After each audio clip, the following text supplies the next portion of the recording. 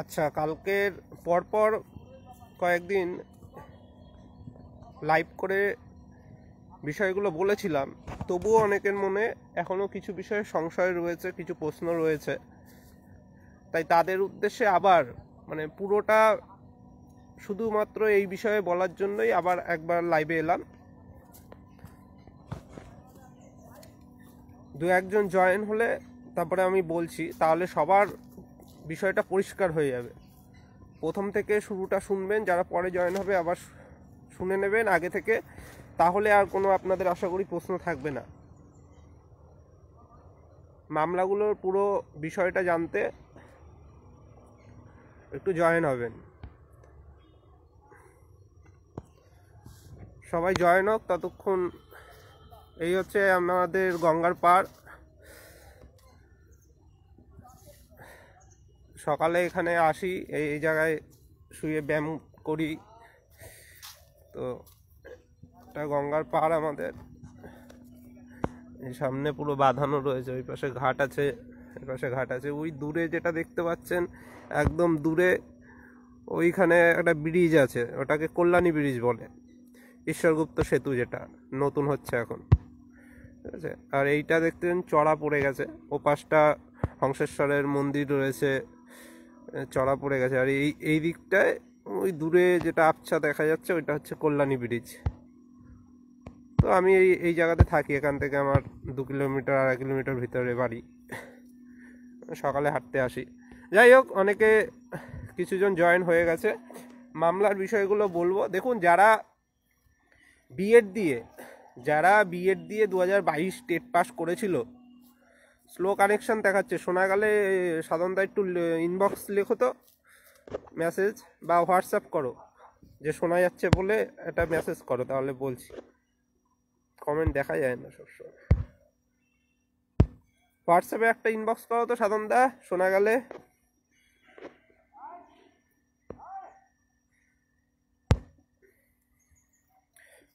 সাধনদা একটু হোয়াটসঅ্যাপে মেসেজটা করো, ওকে লেখার পরে দেখতে পারবো।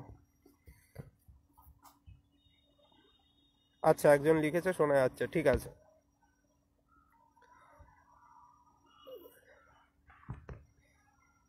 অক্ষয় আবার ফোন করছে এখন। এই দেখুন, সাঁতার টাতার কাটছে, সকালে এনারা প্রত্যেকদিন সাঁতার কাটে। এই দিকটা হচ্ছে গিয়ে আমাদের কলকাতার দিকটা, এই পাশটা এখান থেকে চলে গেছে ভাগীরথী, হুগলি, গঙ্গার। আর এই দিকটা হচ্ছে গিয়ে আপনার কল্যাণীর দিকটা। তো যাই হোক, এবার বিষয়ে আসি, যে আমাদের আমাদের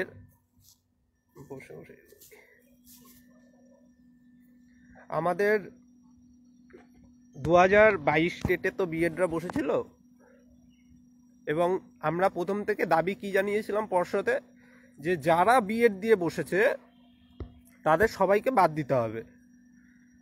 যে বিএড চুজ করেছে তাদের সবাইকে পুরো বাদ দিতে হবে, এটা আমাদের দাবি ছিল। এই নিয়ে আমরা পর্ষদে বারবার দাবি জানিয়েছি, এবং তখন যারা বিএড দিয়ে পাশ করেছিল 22 টেট, তারা ভেবেছিল হয়তো পর্ষদ যদি আমাদের দাবিটা শোনে তাহলে তো তাদের নিয়োগে অংশগ্রহণই করতে দেবে না, পোর্টালে আটকে দেবে। কারণ আমার দাবি ছিল, আমি যেটা দাবি করেছিলাম, যে পোর্টালে এই যে যারা হচ্ছে গিয়ে বিএড দিয়ে বসেছে তাদের রোল নাম্বারগুলো ইনভ্যালিড করে দেওয়া হোক পোর্টালে, তাহলে তারা আবেদনই করতে পারবে না। এই দাবিটা আমি রেখেছিলাম, যে আপনারা বিএড দিয়ে যারা বসেছে তাদের তো আপনাদের আলাদা করা আছে, সেজন্যই আমরা জানতে পারছি যে 92,000-এর মতো আছে এরকম ক্যান্ডিডেট, তাদের আলাদা পুরো তৈরি করা আছে লিস্ট। তো সেই রোলগুলো যদি পোর্টালে ইনভ্যালিড করে দিত তাহলে কিন্তু এরা অ্যাপ্লাই করতে পারতো না, সেটা আমরা দাবি রেখেছিলাম। এবং এইটা শুনে যারা এই বিএড দিয়ে পাশ করেছিল তারা অনেকে ভয় পাচ্ছিল যে তাদের যদি বাদ দিয়ে দেয়, তাই তারা কিন্তু তখনই 2024 সালে কিন্তু তারা কোর্টের দ্বারস্থ হয়েছিল। এবং তাদের আগে আমরাও একটা মামলা করেছিলাম, যে এদেরকে যাতে বাদ দেওয়া হয়। আমরা জাস্ট মামলাটা করে রেখেছিলাম যে সময় মতো করব, আমরা কাউকে কোথাও জানাইনি। এমনকি আমাদের সমস্ত যে গ্রুপগুলো রয়েছে ভেরিফাই গ্রুপ থেকে, তারাও জানতো না তখন যে আমরা এই মামলাটা করেছি। আমরা ভেবেছিলাম মামলাটা করব এবং সঠিক সময়ে শুনানি করে ওটা রায় নিয়ে বেরিয়ে চলে আসবে এরকম, না হলে সমস্যা হয়ে যায়, অন্যরা সেই মামলায় ঢুকে যায়, পার্টি হয়ে যায় এবং মামলাটা জটিলতা তৈরি হয়ে যায় এবং সময়ও লাগে, তাদের আবার বক্তব্য জানাতে হয়, আমাদের বক্তব্য জানাতে হয়, এসবে সময় লেগে যায়। তাই আমরা একটা জাস্ট মামলা করে রেখেছিলাম যে এদের সবাইকে বাদ দিতে হবে, যারা এরকম বিএড দিয়ে বসেছে বা যাদের অন্যান্য ট্রেনিংগুলো ছিল, যে এনআইএসের মধ্যে যারা অবৈধ, তারপরে যারা ফিজিক্যাল এডুকেশনের বিভিন্ন ট্রেনিংগুলো রয়েছে, এই সবগুলো ডিগ্রি বা বিএড স্পেশাল এডুকেশন যেটা, ঠিক আছে, এই সবগুলো ডিগ্রি দিয়ে যারা 22 স্টেটে বসেছে তাদের সবাইকে বাদ দিতে হবে। এই বেসিসে আমরা একটা মামলা করেছিলাম সেই 2024 সালের শুরুতে, এবং মামলাটা আমরা কাউকে বলিনি যাতে এই মামলা জটিলতা না তৈরি হয়। কিন্তু তারপরে আমাদের সাথে যে একটু মতভেদ রয়েছে, যে অন্য গ্রুপ, তারা তখন একটা মামলা করে এবং মামলা করে তারা ওই লাইভ করে ওই বিষয়টা বলে দেয় যে আমরা এই বিষয়ে মামলা করছি, ঠিক আছে। তো তখন আমাদের বাধ্য হয়ে ওই মামলার সাথে ট্যাগ করে শুনানি করাতে হয়। ওরা যখন ওই মামলাটাকে মুভ করে দেয়, তখন সেই মামলা রাজাশেখর মান্থার বেসে মামলা হয়। সেই মামলায় আপনারা জানেন যে শিল্পী সেনের একটা মামলা রয়েছে। তো ওদের মামলায় আর আমাদের মামলায় একদিনে শুনানির জন্য যায়, এবং শুনানির জন্য যাওয়ার পরে বক্তব্য শোনা হয়। শুনে ওদের মামলায় শুধু বিএড বিষয়টা ছিল, ঠিক আছে, আর কোনো ডিগ্রিগুলো ছিল না, যে বিএড স্পেশাল বা এনআইএস থেকে শুরু করে ওগুলো কিছু ছিল না। তো রাজাশেখর মান্তা বিচারপতি মহাশয় সব কিছু শুনে বিএডের কথাটাও মানে ব্যাখ্যাটা লেখেন, আর এনআইএসের বিষয়টাও ঢুকিয়ে দেন মামলায়, কারণ ওই সময় এনআইএসটাও একটা জাজমেন্ট হয়েছিল, উনি জানতেন। তো শিল্পী সেনের মামলায় ওইভাবে বিএড আর এনআইএসটা ঢুকিয়ে দেওয়া হয়। আর আমাদের মামলাটা যখন শুনানির আসে, ওদের পরেরটাই আমাদের ছিল, তো তখন আমাদেরটাই বলা হয় যেহেতু ওটাই তো অর্ডার হয়ে গেল যে বিএড আর এনআইএসটা ঢুকিয়ে দেওয়া হয়েছে, তাহলে এই মামলাটা আমরা পরের দিন শুনবো অন্যান্য ডিগ্রিগুলো নিয়ে, ঠিক আছে। সেই মতো আমাদের মামলাটা পরের দিন শুনানি হয়, সেখানে আর বিএড আর এনআইএসটা ঢুকানো হয়নি, যেহেতু মামলা দুটো ট্যাগ ছিল। তো আমাদের মামলাটাই শুধু ওই ফিজিক্যাল এডুকেশনের ওটা হয়ে একটা রায় হয়ে গিয়েছিল, পুরোপুরি রায় হয়ে গেছিল যে যারা এই এডুকেশনের ডিগ্রি দিয়ে বসেছিল ফিজিক্যাল এডুকেশন, তাদের পুরোপুরি বাদ, ওই সার্টিফিকেট বাদ দিতে হবে। কিন্তু শিল্পী সেনের মামলায় ওটা হয়নি, ওটা হচ্ছে কি একটা কারেকশন করিয়ে নিলে ভালো হতো, সেই দাবিটা আমরা করেছিলাম, ওরা কারেকশনটা করেনি। এই হচ্ছে কি অবস্থা। তারপরে ওই মামলা শুনানি হয় না। এবার যেটা সমস্যা হয়েছিল, আমরা কেন মামলাগুলো বাইরে বলিনি, বাইরে প্রকাশ করতে মানা করেছিলাম যে এটা চুপি চুপি হোক, যাতে জটিলতা না তৈরি হয়। এই যে শিল্পী সেনের মামলাটা, সেই মামলায় তারপরে যখন ওরা লাইভ করে যখন বলে দিল, তখন ওদের মামলায় কিন্তু বিএডরা ঢুকে গেল, তারপরে যাদের ডবল ডিগ্রি আছে তারাও ঢুকে গেল। তাদের দাবি নিয়ে কি বললো, তারা বললো যে আমাদের বিএডের সার্টিফিকেটটা লাইফ টাইম ভ্যালিড রাখতে হবে এবং আমরা জবে খুশি ট্রেনিং করব, আমরা ঢুকবো, ঠিক আছে। এই দাবিতে তারা কিন্তু ওই শিল্পী সেনের মামলায় ঢুকে গেছে পরের শুনানিতেই। তারপরে আরও একটা দল ঢুকেছে যারা বলছে যে আমাদের এই টেটের আগেই দুটো ডিগ্রি ছিল, আমি একটা ডিগ্রি দিয়েছিলাম, তো আমাকে কনসিডার করা হোক। এরকম দুটো ব্যাচ আলাদা আলাদা, তারা কিন্তু ওই শিল্পী সেনের মামলায় ঢুকে গেছিল, ঠিক আছে। সেজন্য তারপর থেকে কিন্তু শিল্পী সেনের মামলা আর শুনানি হয়নি, ওই অবস্থায় পড়ে রয়েছে, মানে জটিল হয়ে গেছে বিষয়টা। এর জন্য আর ওই মামলা মুভ করা যায়নি, পাশাপাশি আমাদেরটাও আর মুভ করা যায়নি স্বাভাবিকভাবেই। এর জন্য আমরা বলেছিলাম যে ওটা না জানিয়ে মানে এমনি করা হোক, বেশি প্রচার না করে। তারপর থেকে শিল্পী সেনের মামলা ওই 2024 সাল থেকে এখনো পর্যন্ত আর শুনানি হয়নি, আমাদেরটাও হয়নি। তারপরে আমরা আবার কিছু পদক্ষেপ করেছিলাম যে বিএড দিয়ে যারা এরকম পাশ করেছিল তারা নিজেরাই কোর্টে গেছিল 2024 সালে, ঠিক আছে। তারা নিজেরাই কোর্টে গিয়ে বলেছিল যে আমাদের এরকম ভ্যালিড রাখা হোক, মানে আলাদা মামলা করে, ঠিক আছে। এরকম আলাদা মামলা 2024 সালে আমার এই মুহূর্তে যেটা মনে আছে দুটো মামলা হয়েছিল 24 সালে, আর 2025 সালের শুরুতে আরও দুটো মামলা হয়েছিল। তখন তাদের যে দাবি ছিল যে আমাদের বিএডের সার্টিফিকেটটা ভ্যালিড রাখা হোক, আমরা ট্রেনিং করে নেব, এইসব বিষয়গুলো।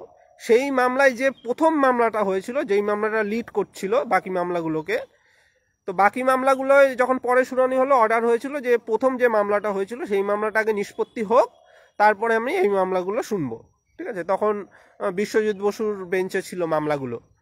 তো সেই মামলায় কিন্তু আমরা পার্টি হয়েছিলাম, সেই 2024 সালের মামলায়। 24 সালে যে মামলাটা বিএড দিয়ে পাশ করেছে টেট, তাদের যে মামলাটা মেন মামলা প্রধান, সেই মামলায় কিন্তু আমরা পার্টি হয়েছিলাম যে না, আমরা আমাদের বক্তব্য রাখবো যে এরকমভাবে চেঞ্জ করা যাবে না, যারা বিএড দিয়ে বসেছে তাদের বাদ দিতে হবে, আমরা আমাদের মতো দাবি রাখবো আর কি। সেজন্য আমরা কিন্তু সেই মামলায় ঢুকে বসে আছি, এবং এটা আমি আজ পর্যন্ত কোথাও বলিনি, এই আজকে প্রথম বললাম। কারণ এগুলো আইনি বিষয়গুলো তো ঢাকঢোল পিটিয়ে করার দরকার নেই, আমার জটিলতা তৈরি হবে। আজকের বলছি কারণ এটা এমনি এখন সামনে চলে এসছে এবং অনেকেই জানে এবং কিছুজন বিতর্ক করছে, তাই ক্লারিফিকেশন দিতে আজকে এলাম। তাহলে 2024 সালে যারা বিএড দিয়ে 22 স্টেট পাস করেছিল, তারা তাদের সার্টিফিকেটটা বাঁচানোর জন্য যখন কোর্টে গেছিল, সেই মামলায়, সেই প্রধান মামলাটাই কিন্তু আমরা ঢুকে আছি অনেক দিন আগে। ঠিক আছে, সেটা আমরা বাইরে কিছু বলিনি, এবং তার জন্য তারাও কিন্তু ওই মামলা আর মুভ করতে পারেনি, মুভও করেনি, আর রায়ও এখনো পর্যন্ত পায়নি। ঠিক আছে, তারাও ওরকমভাবে দমে গেছিল। এইবার এই নিয়োগের বিজ্ঞপ্তি আসার পরে আবার একই গ্রাউন্ডে ওদের তিনটে মামলা হয়েছে। ঠিক আছে, তিনটে মামলা হয়েছে। এবার সেই মামলায় আবার ঢোকা না ঢোকা একই ব্যাপার, কারণ একই মামলায়, একই বিষয়ের মামলায় আমি বারবার কেন ঢুকবো? ধরুন প্রশ্নভুল মামলা, ঠিক আছে, প্রশ্নভুল মামলা কতগুলো হয়েছে আপনারা জানেন, প্রায় 300-400। এবার প্রশ্নভুল মামলা 300-400টা যেটা যেই দিন শুনানি হবে, আমি কি প্রত্যেক মামলায় ঢুকবো ক্যান ফাইল করে করে, প্রত্যেকবার টাকা নষ্ট করব? এটা তো হয় না। যতজন একই বিষয়ে মামলা করবে, আমি কি সব মামলায় ঢুকতে থাকবো নাকি টাকা খরচা করে করে? দরকার নেই তো আমার। যেই মামলাটা একটু আলাদা স্বাদের হবে, আলাদা গ্রাউন্ডের হবে, তাতে ঢুকবো। একই বিষয়ের মামলা, তাতে আমরা বারবার কেন ঢুকে টাকা নষ্ট করব? আর আমাদের তো আলাদা মামলা রয়েছে, ফ্রেশ মামলা, সেই মামলা আমরা এখন মুভ করবো আস্তে আস্তে। শুনানিগুলো চালু হোক, এখন বিচারপতি শুনছেন না, কিছু করার নেই, মেনশন করা হচ্ছে তাও। তো সেই মামলা এখন আমরা মুভ করব, নিয়োগ বিজ্ঞপ্তি যেহেতু এসে গেছে। সেই মামলাতে আমাদের আলাদা ফ্রেশ মামলা রয়েছে, তাতে আমাদের আলাদা দাবি থাকছে যে এদের বাদ করতে হবে। ঠিক আছে, যারা বিএড দিয়ে বসেছিল। সেজন্য বলবো, এই ক্যান নিয়ে যারা বোঝেন না তারা বিতর্ক করবেন না, যে একই বিষয়ের মামলা তারা যতগুলো করবে, আমি কি সবগুলোতেই ক্যান করে ঢুকবো নাকি টাকা নষ্ট করতে? আমি তো ঢুকেছি, আমি তো প্রধান যে ওরা মামলা করেছিল শুরুতে একদম 2024 সালে, যারা বিএড দিয়ে টেট পাস, 22 টেট পাস, তাদের প্রধান মামলাতেই তো আমরা ঢুকে আছি। তো পরের মামলাগুলো এরকম হোক না, অসুবিধা কি আছে? এই একটা হয়েছে। আর একটা ভিন্ন স্বাদের যে মামলাটা হয়েছে, আগের দিন বলছিলাম যে 23 স্টেটরা যেটা করেছে, তাদের একটু গ্রাউন্ডটা আলাদা রয়েছে, তাদের মামলায় আমরা নতুন করে ঢুকেছি। আগের দিন যে কোর্টে গেলাম, কোর্টে গিয়ে তাদের মামলায় কিন্তু আমরা ক্যান করে ঢুকেছি। তাদের মামলা সোমবার যদি শুনানি হয়, ওখানে আমরা উকিল দিয়ে আমাদের বক্তব্য রাখবো এবং তাদের বিরোধিতা করব। তাহলে যেই মামলাগুলো একটু আলাদা, অন্য গ্রাউন্ড থাকছে, সেই মামলায় আমরা ঢুকবো। একই গ্রাউন্ডের মামলায় বারবার ক্যান করে ঢুকবো না, টাকা নষ্ট করার দরকার নেই। আর আমাদের আলাদা ফ্রেশ মামলা করা আছে এইসব বিষয়ে, সেই মামলা যখন শুনানি হবে তো সবগুলো একসাথে হয়ে যাবে। এই হচ্ছে গিয়ে পরিস্থিতি। এবার দেখুন, আমাদের সাথে বিএডদের তো কোনো ঝামেলা নেই ব্যক্তিগতভাবে। আমরা নিয়মটাকে, আমাদের যেটা ঠিক মনে হচ্ছে আমরা সেটা কোর্টের কাছে তুলে ধরবো। তাদের যে দাবি রয়েছে তারাও কোর্টের কাছে তুলে ধরবে। 2024 সাল থেকে চলছে বিষয়টা, তারপরে বিচারপতিরা যেটা রায় দেবে। ঠিক আছে, এইটা আইনি লড়াই, আইনিভাবে আমরা লড়বো। তাই যারা এই ক্যান ফাইল নিয়ে বুঝতে পাচ্ছেন না যে কেন এরা এই মামলাটাই ক্যান করছে না, ঠিক আছে, তাদের জন্য আজকে লাইভে এসে বিষয়টা বুঝিয়ে বললাম যে একই বিষয়ে তারা যদি যতগুলো মামলা করবে, আমরা সব মামলায় ক্যান করব না, কারণ আমাদের টাকা নষ্ট করার দরকার নেই। নতুন 3টে মামলা হয়েছে, আর আগের 4টে মামলা রয়েছে, টোটাল 7টা মামলা। ঠিক আছে, আগের মামলায় যেটা লিড মামলা, প্রধান মামলা ছিল তাদের মামলায় আমরা ঢুকে আছি। আর নতুন মামলা যে 3টে হয়েছে, তার মধ্যে যেটা একটু আলাদা, ঠিক আছে, আলাদা গ্রাউন্ডের, সেই মামলায় আমরাও ঢুকেছি। সেই মামলায় আমরা ক্যান করে ঢুকেছি। সোমবার শুনানি হলে আপনারা দেখতে পারবেন। ঠিক আছে, আর ফ্রেশ মামলা তো আমাদের করাই আছে, সেগুলোও শুনানি হবে। এটা হচ্ছে পুরোটা বিএড নিয়ে বললাম। আর বিএড নিয়ে যারা বিতর্ক করেন তারা ভাবুন তো, বিএড নিয়ে আমরা সুপ্রিম কোর্ট পর্যন্ত গিয়েছিলাম, ওই কয়েক লক্ষ টাকা খরচ করেছিলাম, দুবার শুনানি করে 7-8 লক্ষ টাকা আপনারা সহযোগিতা করেছিলেন বলেই সম্ভব হয়েছিল। তাহলে সেইখানে আমরা কি কিছু করিনি? আমরা কি চাই আমাদের প্রতিযোগিতা বাড়ুক? আমরা সুপ্রিম কোর্ট পর্যন্ত যার জন্য গেলাম যে কোনো রিস্ক নেওয়া হবে না। কারণ সুপ্রিম কোর্টে যদি গিয়ে বলতো যে আমার টেট সার্টিফিকেটটা ভ্যালিড রাখা হোক, আমি পরে ডিএলএড করে নেবো, আমাদের ক্ষেত্রে রায়টা প্রসপেক্টিভ হোক, যদি এটা সুপ্রিম কোর্ট বলে দিত তাহলে আমাদের আর কিচ্ছু করার থাকতো না। হাইকোর্টে তো কিছুই হবে না, সুপ্রিম কোর্ট যেটা বলবে সেটা অল ইন্ডিয়া হয়ে যেত। তখন আমরা কিন্তু সুপ্রিম কোর্ট গিয়েছিলাম, আমরা কিন্তু ফাঁকা মাঠে ছাড়িনি কাউকে। সুপ্রিম কোর্ট গিয়ে লড়াইটা দিয়েছিলাম যে এদের কোনো ছাড় দেওয়া যাবে না। ইন সার্ভিসদেরও ছাড় দেওয়ার বিরুদ্ধে আমরা ছিলাম, কিন্তু তাও ইন সার্ভিসদের ক্ষেত্রে মানবিক দিক থেকে ছাড়টা দিয়েছে, তবু যারা সাবজেক্ট টু আউটকাম ছিল তাদের ছাড় দেয়নি। তাহলে যেখানে আমরা লড়াইটা করছি এবং সুপ্রিম কোর্ট থেকে শুরু করে আগের বিভিন্ন মামলাগুলো, সেখানে যে আমাদের কোনো চিন্তা নেই এই বিষয়টা ভাববার কিছু নেই।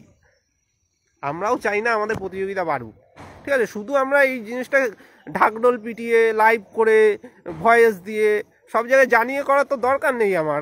আমি এটা যত করব তত আমার জটিলতা তৈরি হবে। আজকের ভাবুন তো, আজকে 2024 সালে যখন আমরা এই মামলাটা করেছিলাম এদের বাদ দেওয়ার জন্য, সেই মামলাটা যদি আমরা লাইভ না করে, মানে এমনিভাবে কাউকে না জানিয়ে যদি আমরা শুনানি করিয়ে মুভ করিয়ে দিতে পারতাম, তাহলে আজকে কি এই দিনটা আমাদের দেখতে হতো? আমরা হয়তো সেখানে রায় পেয়ে যেতাম। সেই মামলাটায় যেটা তাড়াহুড়া করে মুভ করিয়ে লাইভ করে ভুল বার্তা দিয়ে ছড়িয়ে দেওয়া হলো, তখন বিএডরা সেই মামলায় ঢুকে গেল, তারপরে তো সেই মামলাগুলো দমে গেল। তখন যদি 2024 সালে লাইভ করে এই জিনিসগুলো না জানানো হতো, তাহলে তো বিএডরা সেই মামলায় ঢুকতো না, আর মামলাগুলো এইভাবে আমাদের দমে যেত না। এতদিনে আমরা একটা রায় পেয়ে যেতাম এবং পর্ষদ ওদের অ্যালাও করতো না। এবার পর্ষদের কথায় আসি।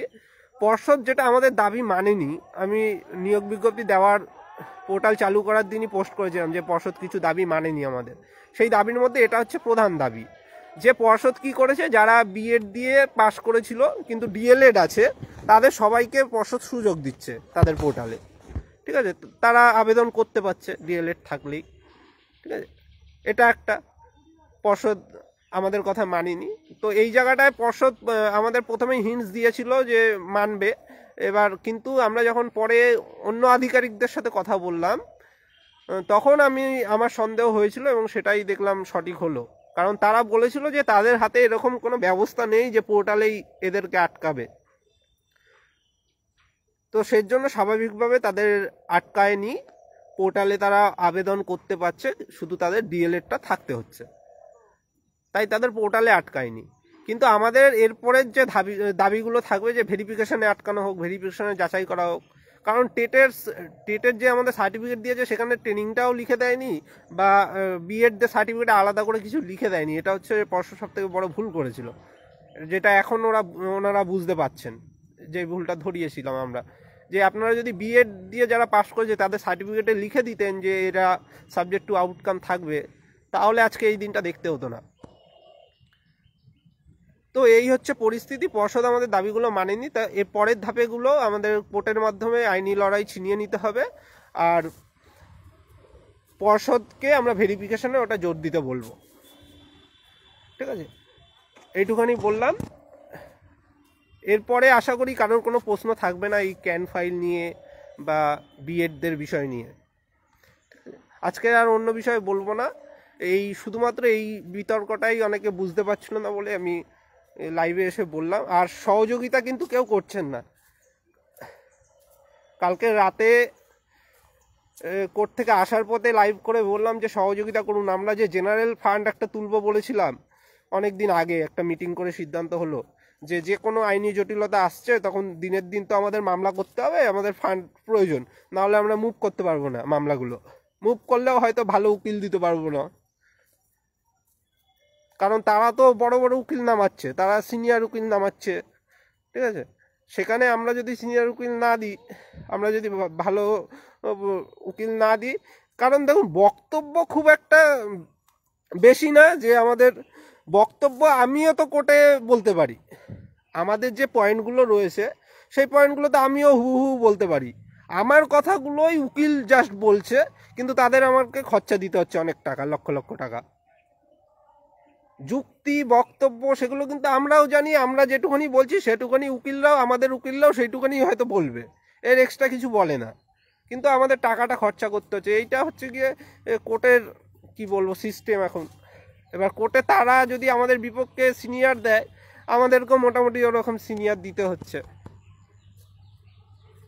সেজন্য বলবো একটু সহযোগিতাটা করুন। সহযোগিতা কিন্তু আসছে না, জেনারেল ফান্ড তো বন্ধই হয়ে গেছে, কেউ কোনো সহযোগিতাই করে না। কালকেরও আমি যার জন্য প্রত্যেক দিন বার্তা দিচ্ছি যে সহযোগিতা করুন, জেনারেল ফান্ডটাকে শক্ত করুন। যে কোনো প্রয়োজনে আমাদের দিনের দিন মুভ করতে হবে। এই বিএডের বিষয়গুলো নিয়ে পরপর আমাদের মুভ করতে হচ্ছে। এরপরে যে জটিলতাগুলো আসবে, ইন সার্ভিস থেকে শুরু করে, এনআইএস থেকে শুরু করে, ঠিক আছে, ডবল ডিগ্রি থেকে শুরু করে, তো এইসব নানান জটিলতা আটকাতে আমাদের হবে এবং লড়াই করতে হবে দিনের দিন। মানে আমার কালকেই এই যে ক্যান ফাইলটা করলাম, আগের দিন গিয়ে কোর্টে ফাইল করে এলাম, সোমবার আমার শুনানি। তাহলে আমার কাছে ফান্ড না থাকলে আমি কিভাবে শুনানি করাবো? আমার কাছে ফান্ড না থাকলে আমি কিভাবে মামলা ফাইল করাবো খরচা করে? এই জিনিসটা একটু বুঝতে শিখুন। এখন নিয়োগ বিজ্ঞপ্তি চলে এসছে, এখনও যদি না বোঝেন কিছু করার নেই। আর ম্যাক্সিমাম জন দেখি ইনবক্সে মেসেজ করেন, কেউ কোনো কেস গ্রুপেই নেই আজ পর্যন্ত, মানে কোনো কেসেই সাহায্য করেননি। অনেকে মেসেজ করেন দেখি মাত্র একটা গ্রুপে রয়েছে, সেই আদিকালের পঞ্চম শ্রেণীর মামলায় হয়তো 150-200 টাকা দিয়েছিলেন, আর কোনো সাহায্য করেননি এতদিনে। দেখুন এই মিনিমাম যে টাকাগুলো আপনার হয়তো প্রথমবার দিতে একটু সমস্যা হচ্ছে, যে আপনি 600-700 টাকা দেবেন, আপনার তো একসাথে অনেক টাকা মনে হচ্ছে। কিন্তু আমরা যারা ভাবুন তো রোজ কলকাতায় ছুটছি বা কলকাতায় যাচ্ছি, তাদের কি খরচা হয় না? আমরা যারা প্রতিদিন কলকাতায় পড়ে থাকতে হয়, কলকাতায় মিনিমাম গেলেই সারাদিন তো নষ্ট হয়, এবং সেখানে তো আমাদের ওরকম টাকা খরচা হয়েই যায় নানান কাজে। তাই বলবো একটু সহযোগিতা করে এখন পাশে থাকুন, জেনারেল ফান্ডটাকে শক্ত করুন। জেনারেল ফান্ড শক্ত না করলে কিন্তু বিভিন্ন আইনি জটিলতায় লড়াই দিতে পারবো না, হুট করে একটা রায় নিয়ে বেরিয়ে যাবে সিঙ্গেল বেঞ্চ থেকে। আর এখন কোন কোর্টে কিভাবে রায় দেবে, নিয়োগ বাধা দিতে পারলে অনেকের মজা হয় আর কি, ঠিক আছে। তো কারা কিভাবে মামলা করে কোথা থেকে কি রায় নিয়ে আসবে, এগুলো তো হুট করে করলে সমস্যা। তারপরে আমাদের ডিভিশনের সাথে চ্যালেঞ্জ করতে হবে, যদি আমাদের কোনো বিপক্ষ রকম রায় হয়, তখন আমরা কিন্তু এই ফান্ড পাবো না। এই ফান্ড না থাকলে কিছু লড়াই করতে পারবো না। পরিষ্কার বলছে, আমাদের হাত গুটিয়ে নিতে হবে। আজ পর্যন্ত আমাকে ফান্ড নিয়ে এরকমভাবে বলতে দেখেননি। আমি আজকে এখন বাধ্য হয়ে বলছি, কারণ জেনারেল ফান্ডের অবস্থা খুব খারাপ। জেনারেল ফান্ড লাগবে, না হলে বিভিন্ন মামলায় আমরা কিন্তু ঠেকনা দিতে পারবো না। অনেকে অনেক রকমের মামলা করে রেখেছে, তার মানে নিয়ম চেঞ্জ ধরুন মামলা করে রেখেছে, যারা বলছে যে আবার একটা সুপার টেট দেবে, ঠিক আছে। এই বিষয়ে ধরুন যারা মামলা করে রেখেছে, এরকম নানা ফালতু কেস যারা করে রেখেছে, তো সেই সব কেসে কখন দেখা গেল হুট করে একটা কোথা দিয়ে রায় বেরিয়ে গেল, তখন আপনি কি করবেন? আপনি এরকম 1 মাস ধরে লাইভ করে সাহায্য চেয়েছে, তারপরে ফান্ডিং জোগাড় করে তারপরে মুভ করবেন কোর্টে? সেটা তো নয়। আপনাকে দিনের দিন করতে হবে, আর দিনের দিন করলে আমার ফান্ড কোথায়? সেজন্য বলছি জেনারেল ফান্ডটাকে একটু শক্ত করুন। যারা যারা নিয়োগে অংশগ্রহণ করছেন, সবাই মিনিমাম সাহায্যটুকু করুন। এর আগে 17রা যেভাবে লড়াই করেছে, তারা 3 থেকে 4 হাজার টাকা পার মাথা পিছু দিয়ে গ্রুপে অ্যাড হয়েছিল, এককালীন দিয়ে। আর আমরা তো 500-600 টাকা চাচ্ছি, 1000 টাকা চাচ্ছি। একবার অন্তত দিয়ে রাখুন। এরকম খরচা আমরা যারা কলকাতায় যাই 2-3 বার গেলেই আমাদের খরচা হয়ে যায়, সারাদিনের থাকা খাওয়া ইত্যাদিতে। জেনারেল ফান্ডটাকে শক্ত করুন। আর যারা লোকোমোটর নিয়ে লিখছেন তাদের উদ্দেশ্যে একটু অল্প করে বলছি। আমার আগের দিন একটা বিষয় খারাপ লাগলো। দেখুন লোকোমোটর নিয়ে বিষয়টা আমার মাথায় এইভাবে ছিল না যে এসটি ওবিসি জেনারেলরা মানে বঞ্চিত হবে, এই জিনিসটা আমার মাথায় আগে খেয়াল করিনি আমি। কিন্তু রোস্টারটা যে 2019 সালে হয়েছিল সেটুকুনি আমি জানতাম। কিন্তু এরা যে এইভাবে বঞ্চিত হয়ে যাবে এটা আমি বুঝতে পারিনি। এবার আমি যেদিন বুঝতে পারলাম, আমার ফেসবুকে কমেন্ট করেছিল যেদিন, আমি সেদিন বুঝতে পারলাম বিষয়টা, সেদিনই কিন্তু আমি ফেসবুকে লিখেও পোস্ট করেছিলাম যে এদের নিয়ে তো সরকার একটা ফালতু নিয়ম করেছে, সরকারের নীতিগত ভুল পোস্ট করলাম। তারপরে তারা মিটিংয়ে জয়েন হতে বললো, তাদের একটা গ্রুপের মিটিংয়ে, আমি জানি না তারা কারা, তো তাদের গ্রুপের মিটিংয়ে তাদের মধ্যে আমাদের কিছু পরিচিত রয়েছে, আমি সবাইকে তো চিনি না, তো আমাকে পৃথ্বীরাজ ফোন করেছিল, তারপরে শহরজান দিদি ফোন করেছিল, তো তারা বলেছিল একটা মিটিংয়ে জয়েন হতে। তাদের মিটিংয়ে জয়েন হয়ে আমি 1 ঘন্টার মতো আমার বক্তব্যগুলো রাখলাম সেই দিন। আমি সেই দিনই প্রথম জেনেছিলাম বিষয়টা, এদের সমস্যার কথাটা জেনে তারপরে বললাম যে পদক্ষেপ করতে হবে। আমি যারা যারা আমাকে এরকম ইনবক্স করেছিল আমি তাদের এরকম বললাম যে এই করতে হবে, নাহলে কিন্তু আপনাদের সমস্যা হবে। প্রথমত রোস্টার চেঞ্জ করে, মানে তারা বিভ্রান্ত ছিল এবং তাদের দাবিগুলো ও ঠিকভাবে তারা পেশ করতে পারছিল। অনেকে যেরকম দাবি রাখছিল যে আগের নিয়মেই করতে হবে, মানে 3% দিয়েই করতে হবে যাতে সবাই সুযোগ পাবে। আবার অনেকে দাবি করছিল 4% দিয়ে করতে হবে, যেখানে আলাদা আলাদা ভাগ থাকবে না, সবাই সুবিধা পাবে। ঠিক আছে, এই যে ভুল দাবিগুলো করছিল বলে তারা হয়তো সুরাহা পায়নি। আমি তখন বুঝিয়ে বললাম যেটা আইনে রয়েছে যে আপনাদের 4%ই দিতে হবে এবং 4টে ক্যাটাগরিতেই দিতে হবে ভাগ ভাগ করে। শুধু ওরা যেটা ভুল করেছে যে এসসির মধ্যে ঢুকিয়ে দিয়েছে পিডাব্লিউডিটাকে, সেজন্য শুধু এসসিরা সুবিধা পাচ্ছে আর বাকিরা পাচ্ছে না লোকোমোটরের মধ্যে। ওটা ওরা ভুল করেছে, ওটা হওয়া উচিত ছিল আনরিজার্ভ থেকে, ইউআর থেকে ওটা করা উচিত ছিল। এবং সেই ইউআর কোথায়, 75 থেকে 100তম যে রোস্টার রয়েছে সেই রোস্টারের মাঝে যে কোনো একটা ইউআর থেকে ওই পিডাব্লিউডি করা উচিত ছিল। এবং এই আমার কথা আমি যেটা যুক্তি দিলাম সেটা পরে দেখলাম শুনানি, ওরা বললো যে শুনানি হয়েছে এরকম একটা কেসে। সেই শুনানিতে আমাদের রাজ্যের যে অ্যাডভোকেট জেনারেল, রাজ্যের যিনি এই অ্যাডভোকেট জেনারেল, তিনিও দেখলাম সেম কথাই বললো আমি যেটা বললাম, যে 75 থেকে 100-র মধ্যে যে ইউআরগুলো রয়েছে পয়েন্টে, সেই আনরিজার্ভ পোস্টে ওই পিডাব্লিউডিটা রাখা উচিত ছিল। তো এই দাবি নিয়ে তারপরে আমি দেখলাম যে এখন যেহেতু নিয়োগ বিজ্ঞপ্তি হয়ে গেছে, এখন খুবই চাপের বিষয় এটা। আর রোস্টারটা যতক্ষণ না চেঞ্জ না হচ্ছে ততক্ষণ পর্ষদ কিছু করতে পারবে না। পর্ষদ থেকে শুরু করে যারা নিয়োগকারী সংস্থা, যে পিএসসি ধরুন, পুলিশ রিক্রুটমেন্ট বোর্ড বলুন, সবাই কিন্তু এই রোস্টার মানতে বাধ্য সরকারের। ঠিক আছে, ফোন করছে আবার। তো সেজন্য এই রোস্টারটা আগে চেঞ্জ করতে হবে। রোস্টারটা চেঞ্জ করার জন্য কিছু প্রার্থী একটা মামলা করেছে কোর্টে, 2বার শুনানি হয়েছে, এই আগের দিনও শুনানি হলো, কিন্তু তেমন কিছু হয়নি শুনানিতে। ওটা চেঞ্জ হবে আমি আশাবাদী, কিন্তু পরে চেঞ্জ হলে তো আপনারা এইবারের সুযোগটা থেকে বঞ্চিত হবেন। তাই আপনাদের আগে রোস্টারটা চেঞ্জ করার জন্য আপনারা সংঘবদ্ধ হয়ে মামলা করুন একটা। ঠিক আছে, সেই রোস্টারটা চেঞ্জ হলে তারপরে আপনি গিয়ে পর্ষদের বিষয়টা নিয়ে আপনি আলাদা মামলা করতে হবে, আপনাকে পর্ষদকে নিয়ে মুভ করতে হবে। তাই পর্ষদ সেখানে যদি আবার কঠোর স্ট্যান্ড নেয় যে আমি চেঞ্জ করব না, আমি বিজ্ঞপ্তি দিয়ে দিয়েছি, তাহলে আপনাদের আবার একটু সমস্যা হবে, লড়াইটা কঠিন হয়ে যাবে। কিন্তু পর্ষদ যাতে নমনীয় থাকে বিষয়টাতে, মানবিক দিক থেকে দেখে, তার জন্য আমি চেষ্টা করছিলাম। আমি আপনাদের হয়ে সেদিন পর্ষদে গেলাম, সেদিন আমি ডেপুটেশন দিলাম, আমি নিজে, আমি বাইরে এটা বলিনি কারণ বিতর্ক হবে। তো আমার সাথে গিয়েছিল বিদেশদা, ওরা গিয়েছিল, তো ওরাও দেখলো যে ডেপুটেশনে আমি ওটা লিখে নিয়ে গেলাম। তো লিখে নিয়ে আমি গেছিলাম যে আপনাদের দিকটা ভাবা হোক, নাহলে তো আপনারা অনেকে বঞ্চিত হচ্ছেন। যারা পিএইচ দিয়ে পাস করেছিলেন লোকোমোটরে, ধরুন রিজার্ভ ক্যাটাগরিতে পাস করেছেন, তারা তো অ্যাপ্লাই করতে পারবে না নিয়োগে। এবং এদের মধ্যে অনেকে আমাদের মিছিলগুলোতে এসছিলেন, দেখে একটা খারাপ লাগে। বিশেষ করে এই শহরজান দিদি থেকে শুরু করে যারা ওরকম রয়েছে, মানে হাঁটতে খুবই অসুবিধা, যারা হুইল চেয়ারে চলাফেরা করেন, তাদের দেখে খারাপ লাগে। তো তাদের জন্য আমি পর্ষদে এই বিষয়টা জানিয়ে আসলাম যে রোস্টারটা চেঞ্জ হলে আপনারা যাতে এই জায়গাটায় নমনীয় স্ট্যান্ড নেন। আমি একটা ডেপুটেশনও দিয়ে এলাম। কিন্তু তাদেরই কিছুজন কোনো একটা জায়গা থেকে লেখা কপি করে দেখছি আমাকে হঠাৎ করে আগের দিন আমি যখন তাদের বিকাশ ভবনের লাইভটা শেয়ার করলাম, সেখানে দেখছি কমেন্ট করছে উল্টোপাল্টা লিখে। আমি তো আপনাদের বিষয়টা জানতাম না, বলছে নাকি তাদের আমি ইউজ করেছি। আমি আপনাদের কাউকে কি কোনোদিনও ফোন করে বলেছি আপনি আসুন?